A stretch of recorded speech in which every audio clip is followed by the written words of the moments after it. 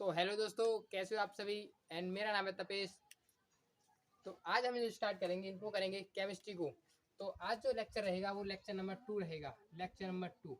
तो हमने last class में बताया, मतलब लेक्चर नंबर फर्स्ट में आपको बताया था कि केमिस्ट्री के बारे में, इसको हिंदी में बोलते हैं रसायन विज्ञान।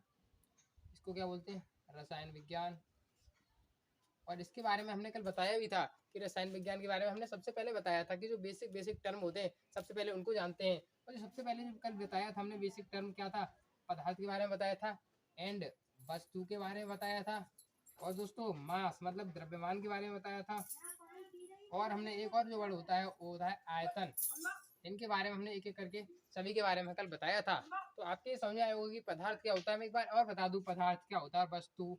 तो वो द्रव्यमान क्या होता है, आपके जितने अंदर वजन है, आपके अंदर जितना वजन है उसको द्रव्यमान कहते हैं। और आयतन क्या होता है, घेरा हुआ स्थान। आयतन क्या होता है, घेरा हुआ स्थान।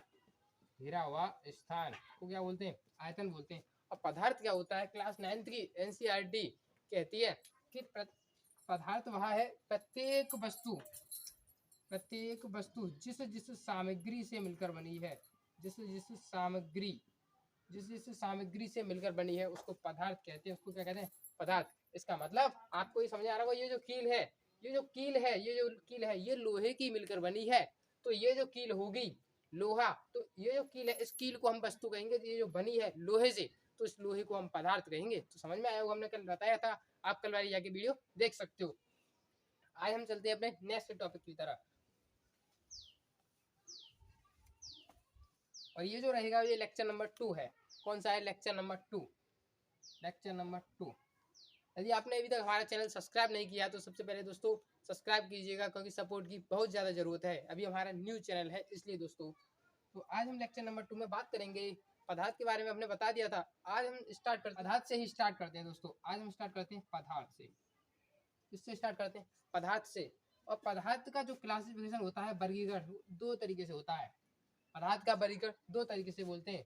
इसको सब्सटेंस बोलते हैं, या इसको मैटर बोलते हैं। क्या बोलते हैं, इसको मैटर बोलते हैं। हमने कल बताया था जो सब्सटेंस होता है पदार्थ, इसके बारे में हमने कल बता दिया था। तो पदार्थ का जो क्लासिफिकेशन करते हैं वो दो तरीके से करते हैं। एक को बोलते हैं भौतिक वर्गीकरण। एक को क्या बोलते हैं, एक को बोलते हैं भौतिक वर्गीकरण, और एक को बोलते हैं रासायनिक वर्गीकरण। रासायनिक वर्गीकरण। और मैं आपको दोस्तों बता दूं, ये क्लास 10th का है, क्लास 10th। हमने कल बताया भी था, ये है क्लास 10th का। तो इस टाइम क्लास 10th का केमिस्ट्री का बेसिक चल रहा है। ये क्लास 10th का क्या चल रहा है, बेसिक चल रहा है, केमिस्ट्री का बेसिक चल रहा है। ये 2 3 4 5 या 6 वीडियो आएंगी बेसिक की। उसके बाद हम स्टार्ट करेंगे चैप्टर नंबर 1 को। तो चैप्टर नंबर 1 का नाम है रासायनिक अभिक्रिया एवं समीकरण। उससे हम स्टार्ट करेंगे। मात्र 5 6 वीडियो बनाने के बाद उसकी स्टार्टिंग होगी लेक्चर नंबर 1, मतलब की फर्स्ट वीडियो की। कौन सी जो वीडियो रहेगी वो चैप्टर नंबर 1 की रहेगी।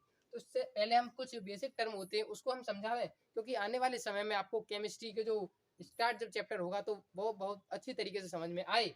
तो सबसे पहले हमने स्टार्ट किया पदार्थ से।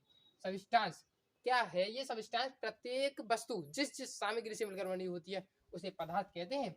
अब पदार्थ का क्लासिफिकेशन हमने दो तरीके से किया है। एक को किया है भौतिक वर्गीकरण और एक को क्या है रासायनिक वर्गीकरण। को ये पता होगा फिजिकल और केमिकल क्लासिफिकेशन के बारे में आपको पता होगा कि भौतिक वर्गीकरण क्या होता है और रासायनिक वर्गीकरण क्या होता है। तो इसके बारे में तो आपको बता दूं, जैसे भौतिक का और रासायनिक वर्गीकरण के बारे में तो आपको पता होगा। जिस रासायनिक वर्गीकरण में हमको मतलब रासायनिक परिवर्तन जो हो रहे हैं वो 3 4 चीज हमको चेक करनी पड़ती है। जैसे कि किसी वस्तु में या तो ताप में परिवर्तन आना चाहिए, ताप में परिवर्तन, और उसकी अवस्था में परिवर्तन, उसके रंग में परिवर्तन। ये जो आते हैं वो सब रासायनिक परिवर्तन के अंदर आते हैं। ये तो आपको क्लास 9th में भी पढ़ रखा होगा। तो हम इसके अंदर जानते हैं। जो फिजिकल क्लासिफिकेशन होता है वो 5 तरीके से होता है। वैसे तो 3 तरीके से पढ़ाया जाता है, पर लेकिन हमको जो 5 तरीके होते हैं वो बता रहे हैं अभी। जो फिजिकल जो क्लासिफिकेशन होता है वो 5 तरीके से होता है। कितने तरीके से होता है, 5 तरीके से। पहले को बोलते हैं ठोस, आपको पता भी होगा। पहले को ठोस, सेकंड आता है द्रव, और अगला आता है गैस, और चौथी जो अवस्था होती है वो कौन सी होती है, प्लाज्मा, और अगली आती है boss, BEC, boss Einstein condensate.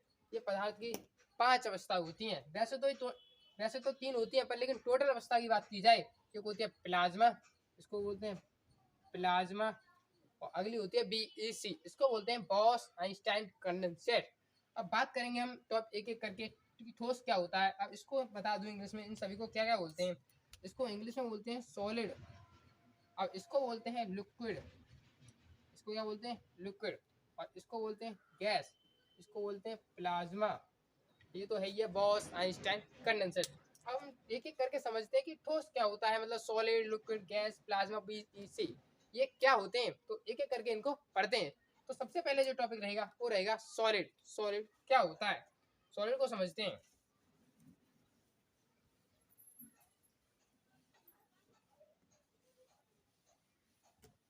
तो सबसे पहला जो हमारा टॉपिक है वो है सॉलिड क्या होते हैं।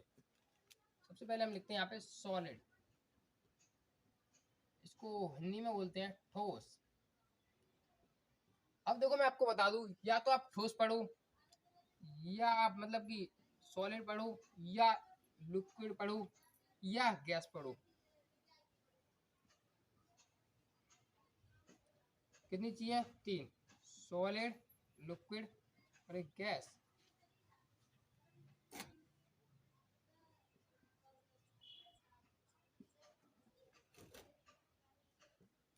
तीन चीज है, एक तो है सॉलिड, एक है लिक्विड, एक है गैस।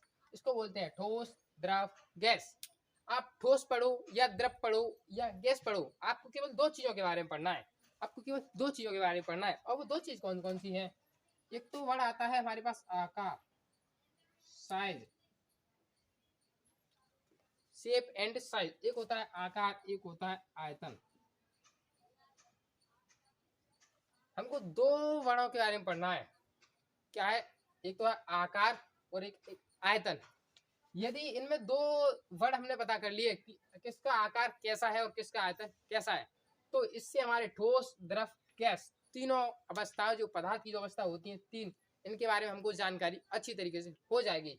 तो सॉलिड के बारे में भी आपने पढ़ रखा होगा, लिक्विड एंड गैस के बारे में। तो सॉलिड होते क्या है, आप ध्यान से देखिएगा, आप इस समझिएगा, ये जो आपको कील दिख रही होगी, ये कैसी है, कील है। ये क्या है, कील है, लोहे की कील है। यदि मैं इसको दबाता हूँ, मैं आपके लिए एक एग्जांपल और लेके आता हूँ अभी दोस्तों मैं आपको बता रहा था अभी कि ठोस द्रव और गैस मतलब कि आकार और आयतन के लिए मैं आपके लिए एक बेस्ट एग्जांपल लाया हूँ। तो आप देखिएगा, आप समझिएगा, ये क्या है, ये आपको पता होगा, ये मोटर है। क्या है, ये मोटर जो कूलर में लगती है, वही तो है मोटर। अब देखिएगा ये आपको कैसी लग रही है, इसका आकार। अब देखिएगा यदि मैं इसको दबाता हूँ, क्या करता हूँ, दबाता हूँ, तो मेरे हाथों से मतलब मेरे में इतनी ताकत नहीं है कि मैं इसको आसानी से दबा सकूं। तो इसका जो पार्टिकल है, इसके जो पार्टिकल होंगे, जैसे ये ठोस तो है, ये कैसा है, ठोस है, इसके जो पार्टिकल है, इसके जो मतलब कि इसके अंदर कण होंगे, इसके जो मान लीजिए ये इसका कुछ ऐसी शेप होगी, ठीक है, ये कुछ ऐसी शेप है। मान लीजिए इसके जो पार्टिकल होंगे बहुत ज्यादा कैसे होंगे, पास पास, इसके पार्टिकल कैसे होंगे, बहुत ज्यादा पास पास, इसके पार्टिकल बहुत ज्यादा पास पास हैं। तो इसको दबाने से कोई असर पड़ रहा है, नहीं पड़ रहा। इसका मतलब ये दब क्यों नहीं रहा, क्योंकि इसके पार्टिकल जो है कैसे हैं, पास पास। तो ठोस की एक डेफिनेशन ये आती है, जिनके पार्टिकल बहुत ज्यादा पास पास होते हैं उनको ठोस बोलते हैं। तो इन पर दबाने से कोई असर पड़ रहा है, नहीं। तो देखिएगा इसका जो आकार है, क्या है, आकार, जो इसका आकार है ठोस का कैसा होता है, निश्चित है, मतलब फिक्स है। आकार कैसा है, फिक्स। और आयतन, यदि हम किसको यही और भी और जगह रख दें, तो इसका आयतन मतलब घेरा हुआ स्थान कहीं चेंज हो जाएगा, नहीं होगा। तो इसकी आकार और आयतन दोनों चीज कैसी होती है, फिक्स। शेप एंड साइज, जिनका आकार और आयतन दोनों निश्चित होते हैं, उनको ठोस बोलते हैं। तो ये क्या है, एक ठोस का एग्जाम्पल है। इसका आकार भी निश्चित है और आयतन भी निश्चित है, इसको क्या बोलेंगे, ठोस बोलेंगे। आपके समझ में आ गया होगा। इस बेस्ट एग्जाम्पल, ये कितना बेस्ट एग्जाम्पल है, इसको मैं दबा रहा हूँ तो कुछ भी ऐसा नहीं पड़ रहा। यदि मैं इसको यहाँ पे रख दूं, तो कोई ऐसा तो नहीं है कि ये इसका आयतन चेंज हो गया, नहीं हुआ ना। जैसे मैं हाथ पे रखता हूँ तो नहीं चेंज हुआ, यदि इस हाथ पे रखता हूँ तो भी इसका आयतन चेंज नहीं हुआ। तो इसका मतलब इसका आकार और आयतन दोनों चीज निश्चित है, इस पर कोई असर नहीं पड़ रहा है। इस पर मतलब कि यदि ज्यादा फोर्स लगाए तो असर पड़ सकता है, वैसे इसको असर नहीं पड़ रहा। तो आपके समझ में आया होगा, आपके ठोस तो समझ में आ गए। अब समझते हैं हम द्रव को। द्रव को समझते हैं एक एग्जाम्पल के थ्रू। एक एग्जाम्पल लाता हूँ दोस्तों, 2 मिनट रुकिएगा। तो दोस्तों मैं आपको अभी समझा रहा था कि ठोस ठोस तो आपको मैंने समझा दिए, वो किसके थ्रू समझाए थे, मैं आपको एक बार और बता दूं, वो इसको थ्रू समझाए थे मैंने ठोस। दोस्तों आपके समझ में तो आ रहा होगा कि इसके थ्रू ठोस को कैसे अच्छी तरीके से समझाया जा सकता है। और भी ठोस के आपको एग्जाम्पल दे सकते हैं। आपके पास लोहे का कुछ भी हो या चांदी सोना, आपके पास इतने बहुत ज्यादा मौजूद होंगे जिनके उनको आसानी से दबाया नहीं जा सकता, वो सब क्या है, ठोस ही तो है। तो ये समझ में आ गया होगा आपको। अब मैं इसको रखता हूँ। अब समझते हैं हम द्रव की तरफ। इसको इंग्लिश में बोलते हैं लिक्विड। ये होता क्या है, लिक्विड किसे कहते हैं? तो लिक्विड के बारे में बता दूं आपको, इसको एक बेस्ट एग्जांपल के थ्रू समझते हैं लिक्विड होते क्या है। आपके लिए दोस्तों मैं एकदम मस्त एग्जांपल के लिए लाया हूं। आप देखिएगा, आपको देख सकते हो आप, इसमें क्या है, इसमें आपको दिख रहा होगा ये पानी है। आप देखिएगा इसका आकार और आयतन। मानिएगा यहाँ पे इसमें आधा लीटर पानी है। कितना है? आधा लीटर। यदि मैं इस पानी को इसके अंदर डाल दूं, इसके अंदर डाल दूं, तो इसका क्या मतलब है, इस पानी ने इस जो बर्तन है उसका आकार ग्रहण कर लिया। इसका मतलब जो पानी का आकार कैसा है, अनिश्चित है। मतलब जिस बर्तन में डाल रहे हैं उसका आकार ग्रहण कर रहा है। इसका मतलब पानी का आकार तो अनिश्चित होता है पर लेकिन आयतन निश्चित होता है। आकार अनिश्चित होता है पर लेकिन आयतन निश्चित होता है। आपके समझ में आ गया? यदि इस पानी को मैं किसी और बड़े बर्तन में डालता तो उसका आकार भी ग्रहण कर लेता। इसका मतलब द्रव का आकार कैसा होता है, अनिश्चित पर लेकिन आयतन निश्चित होता है। आपको हम यहाँ पे लिखते हैं दोस्तों, क्या कहा मैंने अभी, मैंने कहा कि द्रव का हमें 2 चीजें पढ़नी है केवल। कितनी चीजें? 2। तो द्रव का एक है आकार, सबका हमें यही इसके बारे में पढ़ना, आकार और आयतन। इसका आकार और आयतन कैसा है, इसका आकार कैसा है, निश्चित नहीं है, अनफिक्स। इसको इंग्लिश में क्या बोलते हैं? अनफिक्स। अनफिक्स मतलब इसको बोलते हैं अनिश्चित। मतलब कि जो द्रव होते हैं उनका आकार और मतलब कि आकार जो होता है अनिश्चित होता है। क्योंकि हम इतने से पानी को, आधा लीटर पानी को किसी और बड़े बर्तन में डालें तो उसका आकार कैसा करें, ग्रहण कर रहे हैं। तो साफ हमें पता पड़ रहा है कि उनका आकार अनिश्चित है। पर लेकिन आयतन की बात की जाए तो है तो उतना ही, हमने कहीं डाला वही तो उतना है। तो आयतन कैसा है, उसका फिक्स है, आयतन निश्चित होता है। तो आपके समझ आएगा, आकार अनिश्चित और होता है और आयतन निश्चित होता है। तो गैस का क्या होता है, गैस तो कहीं डालो सबरे में फैल जाती है दोस्तों। ऐसे आपको सेंट जो लगाते हो वही तो होती है गैस।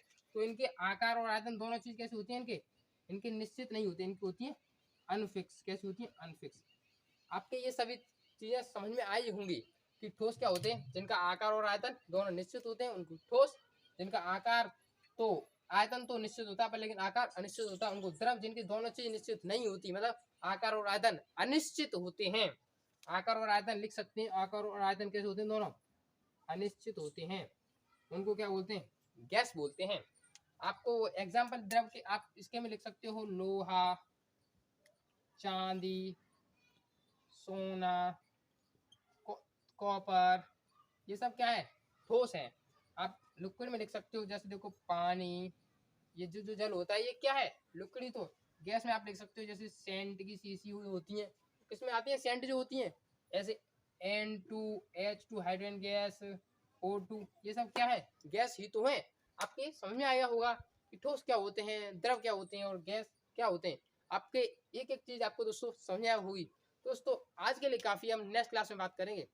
और दोस्तों दोस्तों आपको वीडियो अच्छी लगी हो, दोस्तों ये आपको समझाने का हमारा तरीका अच्छा लगा हो, तो दोस्तों वीडियो को लाइक एंड चैनल को सब्सक्राइब करना ना भूलना। धन्यवाद दोस्तों।